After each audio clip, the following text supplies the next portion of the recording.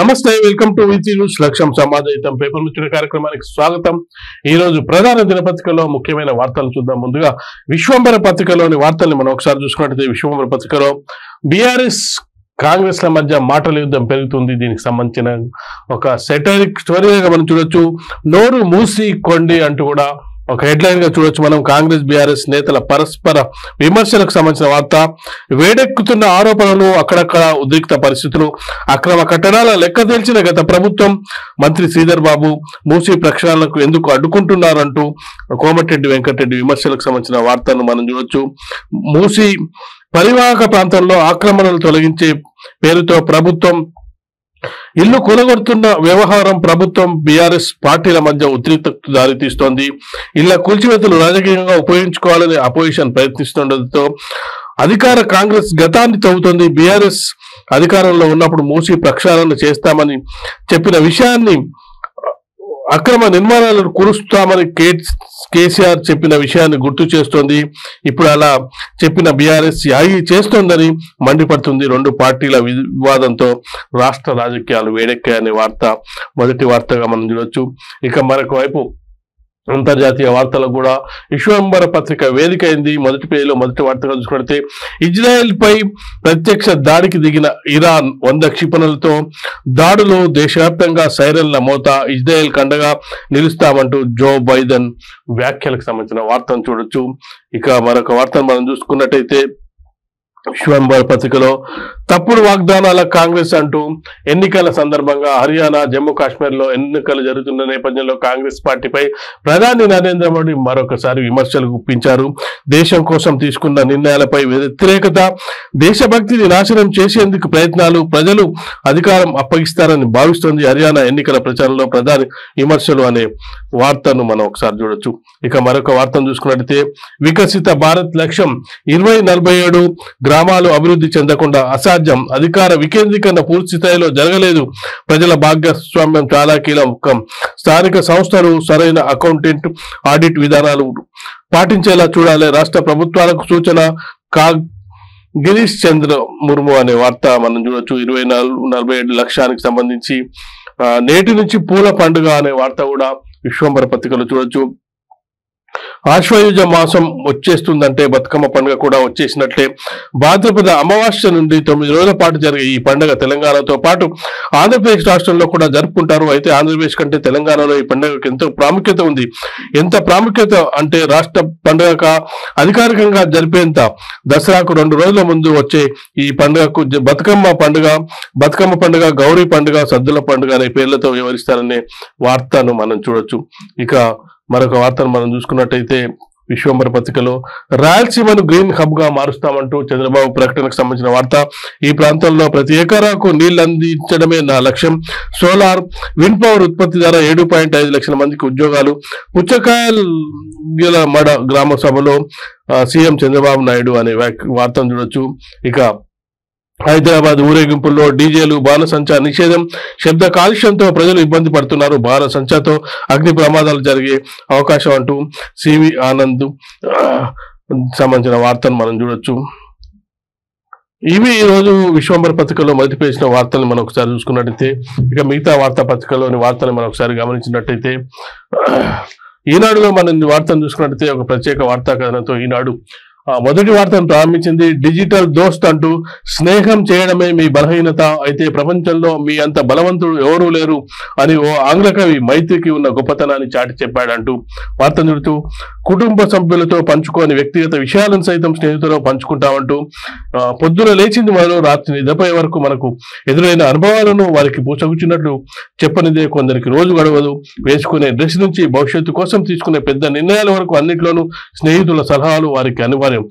అయితే అవతలి వాళ్ళు అన్నిసార్లు మనకు అందుబాటులో లేకపోవచ్చు, కొన్నిసార్లు మన భావాలకు తగ్గట్టుగా స్పందించకపోవచ్చు, సమయం లేకనో వేరే పనుల కారణంగానో పట్టించుకోకపోవచ్చు. ఇలాంటి సందర్భంలో వారి తీరు మనల్ని నిరాశకు గురి చేస్తుంది అనే వార్త, ప్రత్యేక వార్త డిజిటల్ దోస్త్ అనే ప్రత్యేక వార్తా కథనాన్ని ఇవ్వడం జరిగింది. మీ స్నేహితుల రూపాన్ని, వారు వేసుకునే బట్టలు, మాట్లాడే తీరు, యాస, చదువుకున్న కళాశాల, కుటుంబ సభ్యుల వివరాలు, నేపథ్యం, వ్యక్తిగతం అంతా ఎంటర్ చేస్తే చాలు మీ స్నేహితుల డిజిటల్ రూపం మీ ముందుంటుంది. దీంతో మీరు నేరుగా మాట్లాడవచ్చు, అనేక విషయాలను పంచుకోవచ్చు, మీ స్నేహితులతో నేరుగా మాట్లాడుతున్నామనే అనుభూతిని పొందవచ్చు. ఏఐ రెప్లికా, ఈవిఏ టాకీ, బోటిపై AI candy, AI Nomi, Genesia, character AI, గ్రిండాయి మొదలైన ఏఐ యాప్లలో ఇది అందుబాటులో ఉంది అనే ప్రత్యేక వార్తా కథనాన్ని మనం చూడొచ్చు. ఇక మరొక వార్తను మనం చూసుకున్నట్లయితే రాష్ట్రమంతటా బతుకమ్మ వేడుకలు బుధవారం వైభవంగా ప్రారంభమయ్యాయి. నిన్న బతుకమ్మ ప్రారంభమైంది. తీరొక్క పూరుతో చేసిన బతుకమ్మలతో పల్లెలు పట్టణాలు వర్ణ రంజితమయ్యాయి. ఎంగిలిపూర బతుకమ్మ సందర్భంగా వరంగల్లోని చారిత్రక రుద్రేశ్వర 1000 స్తంభాల దేవాలయం వద్దకు భారీగా తరలివచ్చిన మహిళలు ఆడిపాడారు. ఎంగిలి బతుకమ్మతో ప్రారంభమైన ఉత్సవాలు 9 రోజుల పాటు కొనసాగుతాయనే వార్త మనం చూడొచ్చు. ఇక పీసీబీ ఉన్నట్టా లేనట్ల కాలుష్య నియంత్రణలో అధికారుల విఫలం. నా మాట వినట్లేదు, మీ మాట అయినా వింటారా? సిఎస్ కు మంత్రి సురేఖ ఫిర్యాదు అనే వార్తను మనం చూడొచ్చు. ఇక ఈ రాడులోనే మరొక వార్తను మనం చూసుకున్నట్లయితే సీతారామలో మరో ముందడుగు. 2000 కోట్ల డిస్ట్రిబ్యూటరీ నిర్మాణానికి రేపో మాపో టెండర్ ప్రకటన. త్వరలో మరో 2000 కోట్ల పనులకు అంటూ సీతారామ ఎత్తిపోతలకు సంబంధించి పథకానికి సంబంధించి ఖమ్మం జిల్లాకు సంబంధించిన పథకానికి ఎట్టకేలకు మోక్షం లభించినట్టుగా కనిపిస్తుంది. దీనికి సంబంధించిన వార్తను మనం ఇక్కడ చూడొచ్చు. ఇక మూసీ కుంభకోణం వెనుక రాహుల్ అంటూ కేటీఆర్ తీవ్రమైన ఆరోపణలు చేయడం జరిగింది. పేదల ఇళ్లపైకి బుల్డోజర్లను పంపిస్తున్నారు. చిన్నపిల్లాడు పిలిచినా వస్తానన్న ఆయన ఇప్పుడు ఎక్కడికి వెళ్లారు? కేటీఆర్ తీవ్ర ఆరోపణలు. అయితే ఈ ఆరోపణలు వెంటనే కాంగ్రెస్ పార్టీ ఖండించింది. హైడ్రాకు రాహుల్ గాంధీకి ఏం సంబంధం? ఆ పేరుతో మా పార్టీ నేతల రూపాయి వసూలు చేసినట్లు నిరూపించగలరా? కేటీఆర్ కు పిసిసి అధ్యక్షుడు మహేష్ కుమార్ గౌడ్ సవాల్. బారాసా నేతలు దాదాపు 800 చెరువులు కబ్జా చేశారనే ఆరోపణ అనే మొత్తానికి చూసుకున్నట్లయితే ఇక్కడ హైడ్రాకు సంబంధించి ఆక్రమణలకు సంబంధించి కాంగ్రెస్ అలాగే బీఆర్ఎస్ ల మధ్య మాటల యుద్ధం అయితే కొనసాగుతుందని చెప్పొచ్చు. ఇక హైదరాబాద్ లోని లంగర్ హౌస్ బాపుఘాట్ లో నిర్వహించిన గాంధీ జయంతి వేడుకల్లో సీఎం రేవంత్ రెడ్డి పాల్గొన్నారు. సీఎంతో పాటు ఆ పార్టీ నేతలు అనిల్ కుమార్ యాదవ్, బల్మూరు వెంకట్, పొన్నం ప్రభాకర్, పొంగులేటి నిరంజన్, అలాగే కేశవరావు, మహేష్ కుమార్ గౌడ్, విజయలక్ష్మి, జూపల్లి, పట్నం మహేందర్ రెడ్డి తదితరులు గాంధీ జయంతి సందర్భంగా మహాత్మా గాంధీకి నివాళులు అర్పించిన ఫోటోని ఇక్కడ మనం చూడొచ్చు. ఇక మరొక వార్తను మనం చూసుకున్నట్లయితే ఇజ్రాయెల్ లక్ష్యం ఖమేనీ, ఇరాన్ అణుస్థావరాలు, చమురు క్షేత్రాలపై గురి. ఆ దేశ ఆర్థిక మూలాన్ని దెబ్బతీయడమే ధ్యేయం. భద్రతా కేబినెట్ లో నెతన్యాహు భేటీ. ఏ క్షణమైన దాడులు పశ్చిమాసియాలో క్షణక్షణం భయం అనే వార్త. పశ్చిమాసియాలో ఉద్రిక్త పరిస్థితులు నెలకొన్నాయి. పశ్చిమాసియాలో ఇజ్రాయెల్ కండగా అమెరికా అయితే నిలబడిందని చెప్పొచ్చు. ఇక మనం ఆంధ్రజ్యోతిలో వార్తల్ని మనం ఒకసారి గమనించినట్టయితే ఆంధ్రజ్యోతిలో మొదటి పేజీలో మొదటి వార్తగా మనం చూసుకున్నట్టయితే ఫీజు బకాయిలు 6000 కోట్లు అనే వార్తకు మొదటి వార్తగా అత్యంత ప్రాధాన్యమైన వార్తగా ఇవ్వడం జరిగింది. బీఆర్ఎస్ హయాంలోనే చెల్లింపులు బంద్. కాంగ్రెస్ సర్కారు వచ్చిన విడుదల కాని నిధులు. వన్ టైం సెటిల్మెంట్ పై ప్రభుత్వం దృష్టి సాధ్యం కాదని చెప్తున్న కాలేజీ యాజమాన్యాలు. బీటెక్, బీ ఫార్మసీ పాస్ అయిన విద్యార్థులపై బకాయిల కోసం ఒత్తిడి. సర్టిఫికెట్లు ఇచ్చేందుకు నిరాకరణ. తాజాగా నర్సింగ్ విద్యార్థులది ఇదే పరిస్థితి. స్టాఫ్ నర్సుల భర్తీ నేపథ్యంలో సర్టిఫికెట్ల కోసం క్యూ. 60 నుంచి 70,000 ఇవ్వాల్సిందేనంటున్న కళాశాలలు. డిఎంఈకి ఫిర్యాదులు, విచారణ కమిటీ అనే వార్తను చూడొచ్చు. ప్రైవేట్ నర్సింగ్ కాలేజీల్లో జిఎస్ఎం కోర్సు చేసిన విద్యార్థులు సర్టిఫికెట్ల కోసం వెళ్తే యాజమాన్యాలు 60,000 నుంచి 70,000 డిమాండ్ చేస్తున్నాయి. ప్రభుత్వం నుంచి ఫీజు రియంబర్స్మెంట్ రాలేదని, ఆ డబ్బును విద్యార్థులే చెల్లించాలని అంటున్నారు. స్టాఫ్ నర్స్ పోస్టులకు దరఖాస్తు గడువు దగ్గర పడుతుండడంతో విద్యార్థులు ఆందోళన వ్యక్తం చేస్తున్నారనే వార్త ఇక్కడ మనం చూడొచ్చు. ప్రైవేటు కాలేజీల్లో బీటెక్, బీ ఫార్మసీ పూర్తి చేసిన విద్యార్థులది ఏటా ఇదే పరిస్థితి. ఫైనల్ ఇయర్ తర్వాత సర్టిఫికెట్ ఇచ్చేందుకు మీరు అంటుండడంతో అంత మొత్తం కట్టలేక ఇబ్బందులు పడుతున్నారు. కాలేజీల నుంచి సర్టిఫికెట్లు సమయానికి తెచ్చుకోలేకపోతే పీజీ, ఈసెట్ లో సీటు సాధించి వదులుకున్న వారు 100లో ఉన్నారనే వార్త. ఫీజు రియంబర్స్మెంట్ కు సంబంధించి ప్రభుత్వ విధానపరమైన లోపం వల్ల విద్యార్థులకు పైన పరిస్థితి వస్తుందని కూడా మనం చూడొచ్చు. ఇక మరొక వార్తను మనం చూసుకున్నట్టయితే కొండా సరక వ్యవహారం వ్యక్తిగత విమర్శలకు దారితీస్తున్న సందర్భాన్ని చూడొచ్చు. నాగ చైతన్య, సమంత విడాకులు కేటీఆర్ వల్లే, ఆయనతో పడలేకే 2-3 హీరోయిన్లు పెళ్లి చేసుకున్నారు అంటూ తీవ్రమైన విమర్శలు చేయడం జరిగింది. వ్యక్తిగత విమర్శలకు పాల్పడడం జరిగింది. అధికారంలో ఉన్నప్పుడు కొందరు హీరోయిన్ల ఫోన్లను ట్యాప్ చేయించి బెదిరించారు. తాను డ్రగ్స్ వాడుతూ వారికి అలవాటు చేశారు. మంత్రి కొండా సురేఖ విపరీత వ్యాఖ్యలు. ఖండించిన నాగార్జున కుటుంబం, సమంత తక్షణమే మీ వ్యాఖ్యలు వెనక్కి తీసుకోండి. మా కుటుంబంపై మీ ఆరోపణలు పూర్తిగా అబద్ధం. మీ ప్రత్యర్థులను విమర్శించేందుకు మా జీవితాన్ని వాడుకోవద్దు. సురేఖ వ్యాఖ్యలపై నాగార్జున ట్వీట్. విడాకుల వెనుక రాజకీయ కుట్ర లేదు. సమంత ఓ మహిళా మంత్రి రాక్షసిలా మారి అసత్యాలు ప్రచారం చేయడం సిగ్గుచేటు అంటూ నటి అమల కూడా తీవ్రమైన విమర్శలు చేయడం జరిగింది. క్షమాపణ చెప్పకుంటే పరువు నష్టం దావా, కొండా సురేఖకు కేటీఆర్ లీగల్ నోటీసులు అనే వార్త కూడా ఇక్కడ మనం చూడొచ్చు.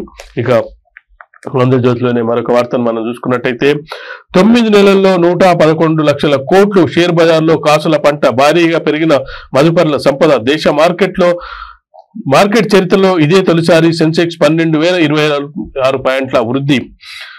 భారత స్టాక్ మార్కెట్లు ఏడాది కనీవిని ఎరగని వేగంతో దూసుకెళ్తోంది. ఓవైపు ప్రపంచ దేశాల్లో ఉద్రిక్త కొత్త మలుపులు తీసుకుంటుండగా మరోవైపు దేశీయ ఈక్విటీ మార్కెట్ సూచీలు సరికొత్త రికార్డులు నమోదు చేస్తున్నాయి. 9 నెలల్లోనే స్టాక్ మార్కెట్లు ప్రధాన సూచీ సెన్సెక్స్ 12,026 పాయింట్లు 16.64% లాభపడి మదుపరులను సిరుల పంట పండించింది. జనవరి సెప్టెంబర్ మధ్య మదుపరుల సంపద రికార్డు స్థాయిలో 110.57 లక్షల కోట్లు పెరిగింది. 9 నెలల్లో ఈ స్థాయిలో పెరగడం దేశ చరిత్రలో ఇదే ప్రథమం.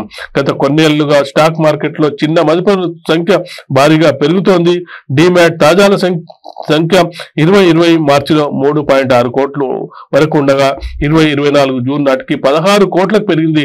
చిన్న మదుపరుల పెట్టుబడులు పెరగడం బుల్ జోరుకు మరింత తోడ్పడ్డాయని విశ్లేషకులు పేర్కొంటున్నారు. పశ్చిమాసియాలో యుద్ధ వాతావరణం నెలకొన్న నేపథ్యంలో మార్కెట్ స్వల్పకాలికంగా కొంత దిద్దుబాటుకు లోనైనప్పటికీ దీర్ఘకాలికంగా సానుకూలంగానే కనిపిస్తుందంటున్నారు. మార్కెట్ దిద్దుబాటు సమయంలోనూ స్టాక్ ఆధారిత పెట్టుబడి అవకాశాలు లభించనున్నాయని, దీర్ఘకాలిక వ్యయంతో పెట్టుబడులు పెట్టాలనుకునే వారికి ఇది సరైన సమయం అని పేర్కొంటున్నారని వార్తను మనం చూడొచ్చు. ఇక మరొకవైపు పశ్చిమాసియాలో ఉద్రిక్తతకు సంబంధించిన వార్త. భారత్ పై తీవ్ర ప్రభావం. చమురు దిగుమతుల్లో 80% గల్ఫ్ నుంచే. పశ్చిమాసియాతో సన్నిహిత వాణిజ్య సంబంధాలు. అక్కడ ఉద్యోగాల్లో 90 లక్షల మంది భారతీయులు. దేశానికి భారీ ఎత్తున విదేశీ మారక ద్రవ్యం. ఘర్షణలో విదేశాంగ విధానం పైన ప్రభావం. ఇరాన్ నుంచి క్షిపణులు ఇజ్రాయెల్ పైకి దూసుకెళ్తున్నాయి. ఇజ్రాయెల్ దళాలు లెబనాన్ లో దాడులు జరుపుతున్నాయి. మనకు కొన్ని వేల కిలోమీటర్ల దూరంలో ఈ పరిణామాలు జరుగుతున్నా మన మీద ఈ ప్రభావం చూపే అవకాశం కనిపిస్తుందనే వార్త ఇక్కడ చూడొచ్చు. ఇరాన్ పై దాడికి సిద్ధమవుతున్న ఇజ్రాయెల్. ఇరాన్ గగనతలంలో ఇజ్రాయెల్ జెట్లు. ఖతార్ కు ఇరాన్ అధ్యక్షుడు ఇజ్రాయెల్ కు దన్నుగా అమెరికా, బ్రిటన్, ఫ్రాన్స్. ఇరాన్ క్షిపణులు అడ్డగింత. హెచ్చరికలు లేకుండా మహిళలు, పిల్లల్ని మూకుమ్మడిగా చంపేస్తున్నారు. లెబనాన్ ఉద్రిక్తతలపై భారత్ ఆందోళన. 3వ ప్రపంచ యుద్ధం అంచున ఉన్నాం అంటూ ట్రంప్ వ్యాఖ్యలకు సంబంధించిన వార్తలు చూడొచ్చు. వచ్చిన క్షిపణి వచ్చినట్టే. ఇరాక్ దాడిని సమర్థవంతంగా అడ్డుకుంటున్న ఇజ్రాయెల్. కొన్ని ఆఫీసులు, నిర్వహణ ప్రదేశాల ధ్వంసం మినహా పెద్ద స్థాయి నష్టమేమి జరగలేదని వెల్లడి అనే వార్తను మనం చూడొచ్చు. ఇక మరొక వార్తను మనం చూసుకున్నట్టయితే ధాన్యం టెండర్లలో దగా. రైస్ మిల్లుల్లో కనిపించని ధాన్యానికి బదులు డబ్బులు ఇవ్వాలని మిల్లర్లపై టెండర్ ఏజెన్సీల ఒత్తిడి. టెండర్ ధర కంటే 200 ఎక్కువ ఇవ్వాలని డిమాండ్. ఇరు వర్గాల్లో తెగని పంచాయతీ. 38 లక్షల టన్నుల్లో 9.5 లక్షల టన్నుల ధాన్యం సొమ్ము రికవరీ. పౌర సరఫరాల సంస్థకు రావాల్సిన 5,700 కోట్ల ఆదాయానికి బ్రేక్ అనే వార్త. ఈ రైస్ మిల్లర్లకు అలాగే ప్రభుత్వానికి ఎఫ్సిఐకి సంబంధించి ప్రతి సంవత్సరం జరిగే ఈ గందరగోళానికి సంబంధించి మరొకసారి తెరపైకి రావడం జరిగింది. దీనికి సంబంధించిన వార్తలు చూడొచ్చు. ఢిల్లీలో భారీగా డ్రగ్స్ పట్టివేత. 2,000 కోట్ల విలువ చేసే 560 కిలోల కోకైన్ సీజ్. 4 అరెస్ట్ అనే వార్తను కూడా మనం చూడొచ్చు. ఇక రేషన్ కార్డుల దరఖాస్తులకు బ్రేక్. ఫ్యామిలీ డిజిటల్ కార్డుల నేపథ్యంలో నిర్ణయం. రేషన్ కార్డు సహా అన్ని సంక్షేమ వీటితోనే నేటి నుంచి ఫ్యామిలీ డిజిటల్ కార్డుల పైలట్ ప్రాజెక్ట్ అనే వార్తను మనం ఇక్కడ చూడొచ్చు. ఇక స్వచ్ఛందంగా ఖాళీ చేస్తే డబ్బులతో పాటు 25,000 మూసి పరివాహక ప్రాంత వాసులకు ప్రభుత్వం ఆఫర్. హైదరాబాద్ రంగారెడ్డి కలెక్టర్ల ప్రకటన. లంక బస్తీలో విషాదం. గుండెపోటుతో వ్యక్తి మృతి అనే వార్త. ఇవి ఆంధ్రజ్యోతిలో మొదటి పేజీలో వచ్చిన వార్తా కథనాలను చూసుకున్నట్టయితే ఇక మనం సాక్షిలో కూడా మొదటి పేజీలో వార్తలు మనం ఒకసారి గమనించినట్టయితే కొండా సురేఖ అలాగే నాగార్జున ఫ్యామిలీకి సంబంధించిన వార్తను హైలైట్ చేయడం జరిగింది. చౌకబారు రాజకీయం. అక్కినేని కుటుంబాన్ని ప్రస్తావిస్తూ కేటీఆర్ పై మంత్రి సురేఖ అనుచిత వ్యాఖ్యలు. సమంత విడాకులు. డ్రగ్స్ ఫోన్ ట్యాపింగ్ తో బ్లాక్మెయిల్ ఆరోపణలతో కలకలం. సురేఖ మాటలు సరికాదంటూ రాజకీయ సినీ ప్రముఖుల నుంచి విమర్శలు. రాజకీయాల కోసం సినీ పరిశ్రమ మహిళలపై దుష్ప్రచారం చేయొద్దంటూ మండిపాటు. కొండా సురేఖ మెడలో నూలు దండ వేసిన ఘటనపై బీఆర్ఎస్ సోషల్ మీడియా ట్రోలింగ్ తో వివాదం మొదలు. బట్టలు ఊడదీసి కొడతామన్న సురేఖ. ఫినైల్ తో నోరు కడుక్కోవాలన్న కేటీఆర్. అక్కినేని కుటుంబాన్ని ప్రస్తావిస్తూ కేటీఆర్ పై సురేఖ ఆక్షేపణీయ వ్యాఖ్యలు. తీవ్ర స్థాయిలో విరుచుకుపడిన బీఆర్ఎస్ శ్రేణులు. లీగల్ నోటీస్ ఇచ్చిన కేటీఆర్ అనే వార్త. ఇక్కడ నాగార్జున కూడా ట్వీట్ చేయడం జరిగింది. కొండా సురేఖ వ్యాఖ్యలు అసంబద్ధం, తక్షణమే ఆ వ్యాఖ్యలు వెనక్కి తీసుకోవాల్సిందిగా కోరుతున్నాను ఎక్స్ లో నాగార్జున. ఇక సమంత కూడా స్పందించడం జరిగింది. విడాకులు నా వ్యక్తిగత విషయం, సినీ పరిశ్రమలో ఓ మహిళ ఉండడానికి, బయటికి వచ్చి నిలబడి పోరాడడానికి చాలా ధైర్యం, బలం కావాలి. కొండా సురేఖ దయచేసి చిన్న చూపు చూడకండి అంటూ ఇన్స్టాలో సమంత పోస్ట్ చేసిన చూడొచ్చు. ఇక అమల కూడా స్పందించడం జరిగింది. రాజకీయం కోసం ఇంత దిగజారుడు వ్యాఖ్యలు అంటూ అక్కినేని అమల, అలాగే అసహ్యం వేస్తుందంటూ నాని, ఏంటి సిగ్గులేని రాజకీయాలు, సినిమాల్లో నటించే ఆడవాళ్ళంటే చిన్న చూప అంటూ జస్ట్ ఆస్కింగ్ లో ప్రకాష్ రాజ్ కూడా స్పందించడం జరిగింది. దాదాపు ఇది సినిమా ఇది కొండా సురేఖ వ్యాఖ్యలు అంతా సినిమా వైపు మళ్ళడం జరిగింది. సినిమా స్టార్లంతా కూడా స్పందించడం జరిగింది. దీనికి సంబంధించిన వార్త మనం చూడొచ్చు. ఇక యుద్ధ భయం అనే వార్త చూడొచ్చు సాక్షిలో మొదటి పేజీలోనే. ప్రపంచ యుద్ధం దిశగా పశ్చిమాసియా ఘర్షణలు, ఇజ్రాయెల్ ఇరాన్ రగడపై సర్వత్రా ఆందోళనలు, లెబనాన్ యెమన్ గాజాల్లో ఇప్పటికే కుంపట్లు, ఇజ్రాయెల్ కు ప్రాణ నష్టం, ఇరాన్ కాచుకో ఇరాక్ వెళ్ళొద్దు అంటూ కూడా ఇజ్రాయెల్ పై ఇరాన్ కురిపించిన క్షిపణుల వర్షం రక్షణ నిపుణులతో పాటు ప్రపంచ దేశాలన్నింటినీ ఆందోళన గురి చేస్తుంది.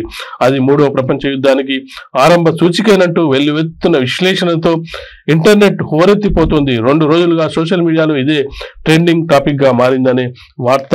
ఇజ్రాయెల్లో మా వాళ్ళు ఎలా ఉన్నారంటూ ఇజ్రాయెల్లో ఉన్న మన భారతీయులకు సంబంధించి ఆరాధిస్తున్న వార్త మనం ఇక్కడ చూడొచ్చు. ఇరాన్ దాడుల నేపథ్యంలో తెలుగువారి ఆందోళన. ఇజ్రాయెల్లో నివాసం ఉంటున్న 5,000 మంది తెలుగువారు, తెలంగాణ నుంచి 800 మంది కార్మికులు ఫోన్లు చేసి క్షేమ సమాచారం కనుక్కుంటున్న కుటుంబ సభ్యులు అనే వార్తను మనం చూడొచ్చు. ఇక నిన్న బతుకమ్మ సందర్భంగా ఇక్కడ నేలంతా పూబంతి అంటూ వార్తను చూడొచ్చు. తీరొక్క పూలు ఊరువాడ సంబరాలు. రాష్ట్ర వ్యాప్తంగా బుధవారం ఎంగిలి పూల బతుకమ్మ వేడుకలు వైభవంగా జరిగాయి. వరంగల్ 1000 స్తంభాల ఆలయం ప్రాంగణంలో వేలాది మంది మహిళలు పాటలు పాడుతూ కోలాటం ఆడుతూ గౌరీదేవిని కొలిచారనే వార్తను మనం చూడొచ్చు. ఇక ఢిల్లీకి డబ్బు కట్టల కోసమే హైడ్రా అంటూ కేటీఆర్ విమర్శలు ఇక్కడ ఇవ్వడం జరిగింది. రాహుల్ గాంధీ చెప్పినందుకే మూసీ ప్రాజెక్టు చేపట్టారు బీఆర్ఎస్ వర్కింగ్ ప్రెసిడెంట్ కేటీఆర్ ఆరోపణలు. హైడ్రా బీఆర్ఎస్ ట్యాక్స్ తో హైదరాబాద్ సిటీలో 35 లక్షల మంది ఉపాధి గల్లంతు. మంత్రి కొండా సురేఖ ఏడుపులు పెడబొబ్బలు ఎందుకో చెప్పాలి. గతంలో ఆమె చేసిన ఆరోపణలతో తమ ఇంట్లో మహిళలు బాధపడ్డారన్న కేటీఆర్, సీఎం రేవంత్ నోటికి మంత్రులు ఫినాయిల్తో కడగాలని వ్యాఖ్య అనే వార్తను మనం ఇక్కడ చూడొచ్చు. మరొక వార్తను చూసుకుంటే దామగుండం రాడార్ గండా వికారాబాద్ జిల్లాలో రిజర్వ్ ఫారెస్ట్ లో నేవీ రాడార్ నిర్మాణానికి సర్కార్ అనుమతి అనే వార్త. ఈ నెల 15న శంకుస్థాపన. 29 ఎకరాలకు స్వాధీనం చేసుకోనున్న తూర్పు నావికాదళం 12 లక్షల చెట్లను నరికివేస్తారంటూ ప్రచారం. తమ ప్రాంతంలోనే తాము పరాయి వారిగా మారిపోతామంటున్న స్థానికులు. పర్యావరణానికి జీవ వైవిధ్యానికి ముప్పు వాటిల్లుతుందంటున్న పర్యావరణవేత్తలు. చుట్టుపక్కల గ్రామాలతో పాటు హైదరాబాద్ పైన ప్రభావం వ్యూహాత్మకంగా చాలా అనువైన ప్రాంతం అంటున్న నావీ ఎవరికి నష్టం వాటిల్లబోదని వెల్లడి. 1.5 లక్షల చెట్లు తొలగించే అవకాశం ఉందని అటవీ శాఖ అంచనా. ప్రత్యామ్నాయంగా 17.5 లక్షల మొక్కలు నాటేందుకు ప్రణాళిక అనే వార్త. ఇక్కడ ఈ ఫోటోను కూడా ప్రచురించింది. దీనికి సంబంధించి దామగూడెం రాడార్ గండం అంటూ కూడా. ఇక తగ్గుతున్న హిందువులు అంటూ పిఎం మోడీ వ్యాఖ్యలు చూడొచ్చు. జార్ఖండ్ లో హిందువులు ఆదివాసీల జనాభా తగ్గుతుందని ప్రధాని నరేంద్ర మోడీ ఆందోళన వ్యక్తం చేశారనే వార్త ఇక్కడ చూడొచ్చు. ఇక 5,600 కోట్ల విలువైన డ్రగ్స్ పట్టివేత ఢిల్లీలో. దీనికి సంబంధించిన వార్త. కవచ్ కు లైన్ క్లియర్. ఒకే బ్రాక్ మీదకు 2 రైళ్లు వచ్చినప్పుడు ప్రమాదాన్ని నిరోధించేందుకు కవచ్ ను అన్ని చోట్ల ఏర్పాటు చేసేందుకు రైల్వే సిబ్బంది సిద్ధమైందనే వార్త. ఎస్బీఐ విస్తరణ బాట. 24-25లో దేశవ్యాప్తంగా 600 బ్రాంచీలను ప్రారంభించాలని ఎస్బీఐ ప్రణాళిక చేసిందనే వార్తను ఇక్కడ చూడొచ్చు. ఇక ప్రశ్నించడమే రాజకీయం అంటూ ప్రజాస్వామ్యం సజీవంగా ఉండాలన్నా, దాన్ని కాపాడుకోవాలన్నా మేధావులు చర్చిస్తేనే సాధ్యం అవుతుందని చెప్పి మంథన్ సంవాద్ వేదికగా పలువురు వక్తలు అభిప్రాయపడ్డారనే వార్తను ఇక్కడ చూడొచ్చు. ఇవి సాక్షిలో మొదటి పేజీలో వచ్చిన వార్తలను చూసుకున్నట్లయితే, ఇక నమస్తే తెలంగాణలో వార్తల్ని మనం ఒకసారి గమనించినట్టయితే, మూసీని మించి కాంగ్రెస్ పంపు. కూల్చివేతల వ్యతిరేకతను దారి మళ్లించేందుకే డైవర్షన్ పాలిటిక్స్. మూసీ డైవర్షన్ కోసం రేవంత్ రాంగ్ డైరెక్షన్. మరిచి మంత్రి సురేఖ దిగజారుడు భాష. గాంధీ జయంతిన గాంధీ భవన్ వద్ద దుర్మార్గం. రాజకీయ దురుద్దేశంతో సినీ తారలపై బురద. వ్యక్తిగత అంశాలను ప్రస్తావిస్తూ శీల హననం. ఎఫ్టీఎల్ ను దాటి పొర్లిన రాజకీయ మురుగు, నీళ్ల శుద్ధి తర్వాత ముందు నోళ్లు శుద్ధి జరగాలి. సురేఖ తీరుపై దేశవ్యాప్తంగా విమర్శల వెల్లువ. పలువురు రాజకీయ సినీ ప్రముఖుల ఖండన. పిచ్చి ఆసుపత్రికి పంపాలన్న అక్కినేని అభిమానులు అనే వార్తను చూడొచ్చు. కొండా సురేఖకు లీగల్ నోటీస్. తప్పుడు ఆరోపణలపై బహిరంగ క్షమాపణకు డిమాండ్. 24 గంటల్లో చెప్పకపోతే చట్టపరంగా చర్యలని హెచ్చరిక అనే వార్త. సురేఖ వ్యాఖ్యలు అసంబద్ధం అంటూ కూడా నందమూరి నాగార్జున ఫ్యామిలీ కూడా విమర్శించడం జరిగింది. మీ విమర్శలను సినీ ప్రముఖుల జీవితాలకు వాడొద్దు, తక్షణమే ఆ వ్యాఖ్యలను వెనక్కి తీసుకోవాలంటూ నాగార్జున. సురేఖ క్షమాపణ చెప్పాలంటూ సినీ రంగ ప్రముఖులు కూడా కోరడం జరిగింది. ఇక ఏ చెత్త మాట్లాడినా చెల్లుతుందంటూ నాని ఇక్కడ విమర్శించడింది. ఇదేం సిగ్గుమాలిన రాజకీయం అంటూ ప్రకాష్ రాజ్, అలాగే మంత్రి వ్యాఖ్యలు సిగ్గుచేటంటూ నాగ చైతన్య వ్యాఖ్యానించడం జరిగింది. ఇక మంత్రి సురేఖ వయసు 59 ఏళ్ళు. 30 ఏళ్ల పాటు రాజకీయాల్లో నలిగిన అనుభవం. ఏం మాట్లాడాలో ఏం మాట్లాడద్దో తెలుసని అందరం అనుకుంటాం. సినీ నటి సమంత వయసు కేవలం 37 ఏళ్ళు. ఆమె టాలీవుడ్కి వచ్చి 14 ఏళ్ళు. తెలుగు రాజకీయాల గురించి ఆమె పెద్దగా తెలుసని అనుకోలేం. అయితేనే మంత్రి సురేఖ బుధవారం తనపై చేసిన అసభ్య వ్యాఖ్యల మీద సమంత ఎంతో హుందాగా, మర్యాదగా, గౌరవంగా స్పందించింది. ఆమె ప్రతిస్పందించిన తీరు సున్నితంగానే ఉంటూనే వాడిగా జవాబిచ్చిందనే అభిప్రాయం వ్యక్తమవుతుందనే వార్తను మనం ఇక్కడ చూడొచ్చు. ఇక మూసీది లూటిఫికేషన్, కాంగ్రెస్ డబ్బుల కోసమే ప్రాజెక్ట్. రాహుల్ డైరెక్షన్ లోనే బుల్డోజర్ రాజ్. కాంగ్రెస్ బంగారు బాతుల తెలంగాణ. పర్మిషన్లు ఇచ్చిన అధికారుల తాట తీయాలి. అసెంబ్లీ ప్రత్యేక సమావేశాలు నిర్వహించి మూసీ అభివృద్ధిపై హైదరాబాద్ చర్చించాలంటూ కేటీఆర్ ప్రభుత్వాన్ని డిమాండ్ చేసిన వార్తను మనం చూడొచ్చు. ఇక కూల్చివేతల భయంతో ఆగిన గుండె. ఇల్లు కూలుస్తారేమోనని ఆందోళనతో గుండెపోటు. గోల్నాక న్యూ తులసి రామ్నగర్ లో వ్యక్తి మృతి. ఇది ముమ్మాటికి ప్రభుత్వ హత్యేనన్న విపక్షాలు అనే వార్తను చూడొచ్చు. ఇక ఇల్లు ఖాళీ చేస్తే 25,000 నజరానా. పారితోషికంతో పాటు డబుల్ బెడ్రూమ్ ఇల్లు. మూసి నిర్వాసితులకు డబ్బులు. సర్కార్ దసరా ఆఫర్. ప్రభుత్వమా ప్రైవేట్ సంస్థన అంటూ విమర్శలు అనే వార్తను మనం చూడొచ్చు. గౌతమ్ అదానితో పొంగులేటి భేటీ. ఐటీసీ కోహినూరులో మంతనాలు. 21, 22 రూమ్లో సాయంత్రం సమావేశం. మీటింగ్ కు గోప్యంగా ఉంచిన సర్కారు. విడుదల కాని ఫోటోలు. Press note. మీటింగ్ లో పాల్గొన్న రాహుల్ వ్యూహకర్త అనే వార్త వీళ్ళు ఇవ్వడం జరిగింది. ఇజ్రాయెల్ హెజ్బుల్లా భీకర పోరు. లెబనాన్ భూభాగంలోకి ఇజ్రాయెల్ సైన్యం. ఇజ్రాయెల్ పై 100 రాకెట్లతో హెజ్బుల్లా దాడి. ఉద్రిక్తతలతో 3వ ప్రపంచ యుద్ధ భయాలు అనే వార్తను చూడొచ్చు. ఇవి ఈ రోజు ప్రధాన దినపత్రికలో వచ్చిన ముఖ్యమైన వార్తలు. వాటికి సంబంధించిన విశ్లేషణ పేపర్ ఇచ్చిన కార్యక్రమం లక్ష్యం సమాజ హితం B3 న్యూస్.